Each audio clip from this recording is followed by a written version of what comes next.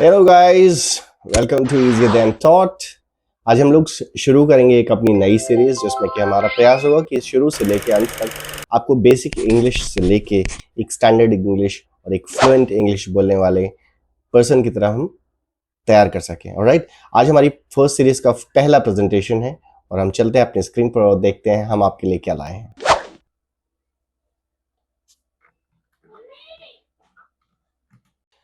Easier than thought, हम यहाँ सीखते हैं इंग्लिश और आपसे आपके सुझाव हमें और बेहतर बनने में मदद करते हैं। ऑलराइट, चलते हैं आगे।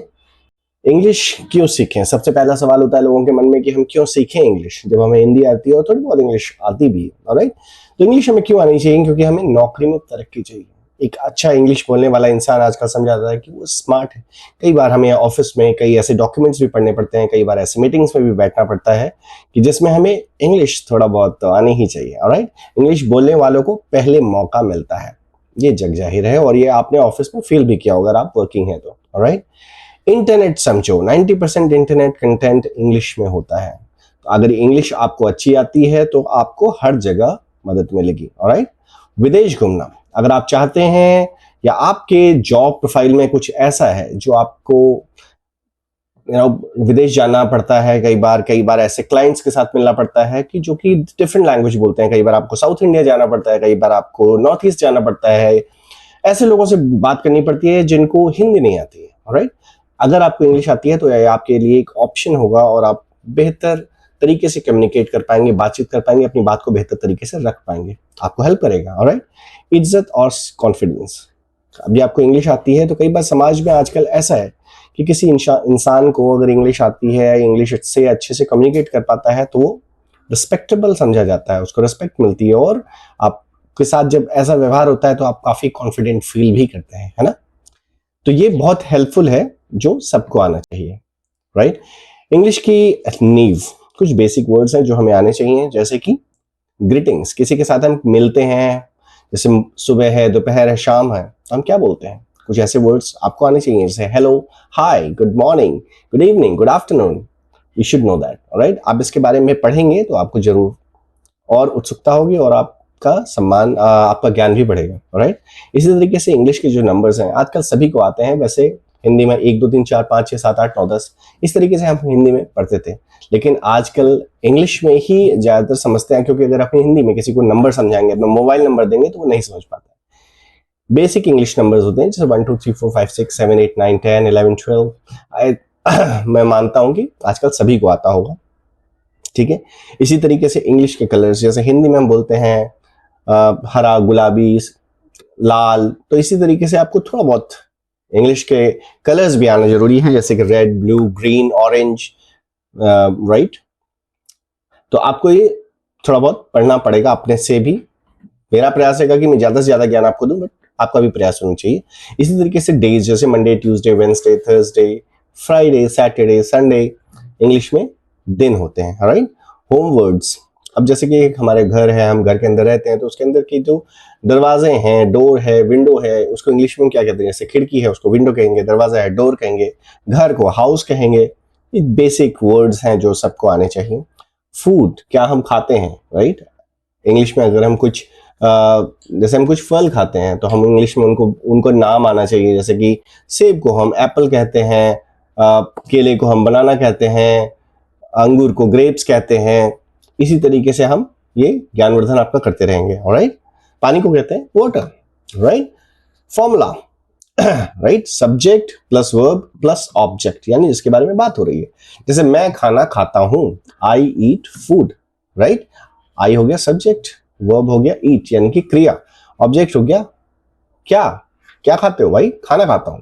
वह स्कूल जाती है, she goes to a school, she यानी कि लड़की जिसके बारे में बात हो रही है, क्योंकि शी हम कन्या के लिए यूज करते हैं। गोज यानी कि क्रिया यानी कि जाती है, कहां जाती है? स्कूल जाती है। हम क्रिकेट खेलते हैं, वी, हम के लिए वी का प्रयोग होता है। प्ले के मतलब खेलते हैं, क्रिकेट यानी कि क्रिकेट, वी प्ले क्रिकेट, हम क्रिकेट खेलते हैं। मुझे चाय पसंद है, मुझे यानी कि आई, जब भी अपने बारे में बात होगी तो हम आई का प्रयोग करेंगे। लाइक यानी कि पसंद करना, और चाय मतलब सब जानते हैं कि चाय, आई लाइक टी। ऑलराइट, अब कुछ गलत और सही सेंटेंसेस को हम डिस्कस कर लेते हैं, जो कि आमतौर पर लोग गलतियां करते हैं। जैसे कि I am having hunger, hunger मतलब होता है भूख, मुझे भूख लगी है, कई लोग सोचते हैं, बट ये गलत इंग्लिश है।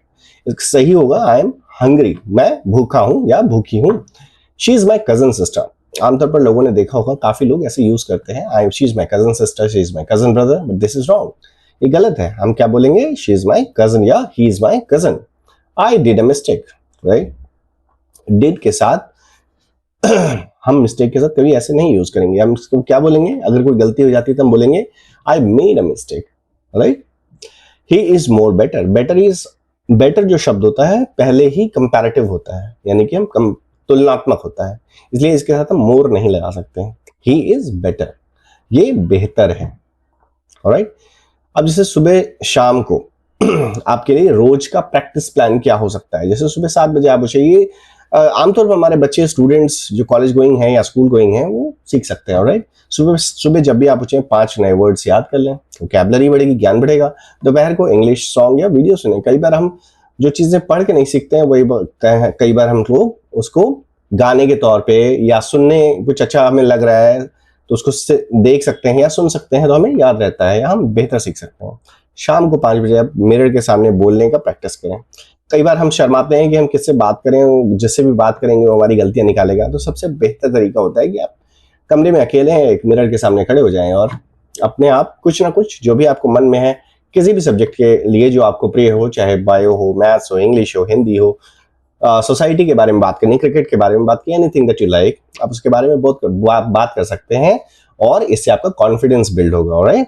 रात को आप क्या कर सकते हैं कि इंग्लिश सेंटेंस लिख सकते हैं, अपने जो भी आपको सेंटेंस अच्छा लगता है आप try and make the sentences, check करें कि आप सही बना पाते हैं कि नहीं बना पाते हैं, ऑलराइट। अब फ्री में इंग्लिश सीखने के कई सारे टूल्स हैं जो कि आप फॉलो कर सकते हैं, जैसे कि यूट्यूब है, पॉडकास्ट आप देख सकते हैं, न्यूज़पेपर्स बहुत अच्छी तरीका है जिसमें कि आप न्यूज़पेपर्स पढ़ सकते हैं, रोज एक न्यूज़ आर्टिकल पढ़िए, ऑलराइट।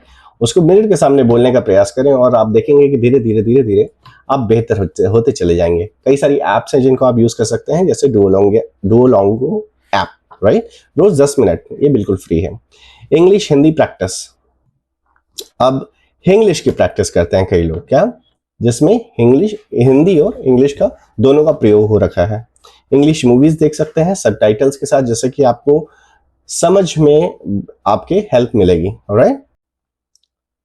एंड मैं आपसे जरूर कहना चाहूंगा कि आप बिल्कुल कर सकते हैं अगर आप प्रयास करें और हमारे साथ जुड़े रहें और हमें लाइक एंड सब्सक्राइब जरूर करें। Thanks a lot.